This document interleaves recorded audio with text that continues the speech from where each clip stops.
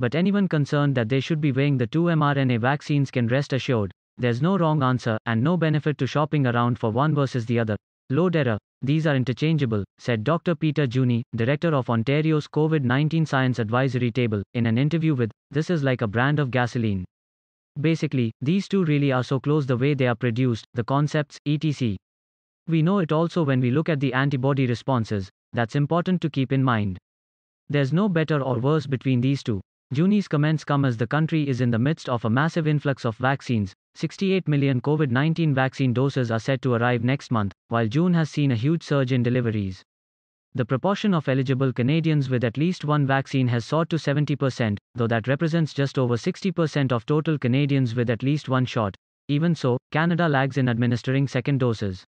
Roughly 9% of Canadians have a second dose of a COVID-19 vaccine, and changing advice around which to get is a second dose has fueled frustration among some who got AstraZeneca. The National Advisory Committee on Immunization, NACI, shifted its guidance last week for AstraZeneca recipients, advising people who got that vaccine as a first dose to get an mRNA as a preferred option for a second dose if possible.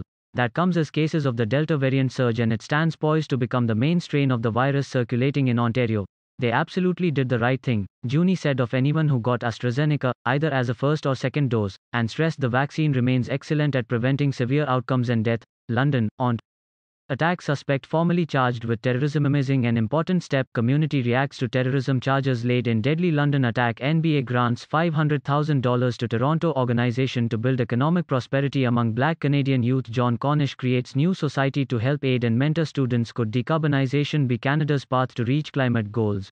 Black bear sightings in Peterborough's West End. Lottery winner warns others to be careful when sharing tickets. Ontario's top doctor hopes COVID-19 cases will dip below 400 a day by summer. Growing questions about when Ontario will start its reopening plan as the weather warms. Calls for more education about Indigenous culture and history in Ontario COVID-19. Ontario restaurants try to plan amid uncertain reopening. TIMELINE COVID-19. Ontario parks look forward to full reopening. Kawarta Food Share holds Poach Pirates for Good Food DRIVE COVID-19. Calls in Ontario grow louder for return to in-class learning. Portion of Crown Land in Burleigh Falls closed due to unsafe conditions. He said what's happening now is the Delta variant spreads is evolution in real time, and that poses new concerns that were not as clear when less infectious and less severe strains were more common.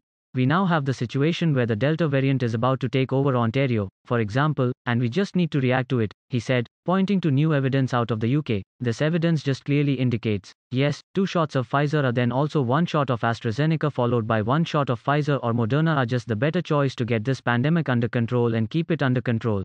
He noted the rollout of vaccines also poses challenges for parents, who might be able to get fully vaccinated in the short term but who worry about what to do with their children. For example, when do the unvaccinated children of fully vaccinated parents have to do a 14-day quarantine if they travel?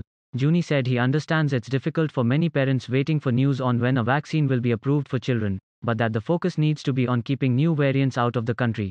From my perspective, this would mean if we travel with children, the children would need to undergo the regular quarantine and would need to get tested repetitively, not just once, he said. That's just how it is right now. We don't have vaccines that are approved for kids. As vaccines keep rolling out, Juni said he hopes to keep seeing strong uptake of vaccines so that the country can get to the benchmark of roughly 85% of the population fully vaccinated. Right now we're really on the right track. So I hope we continue to do that.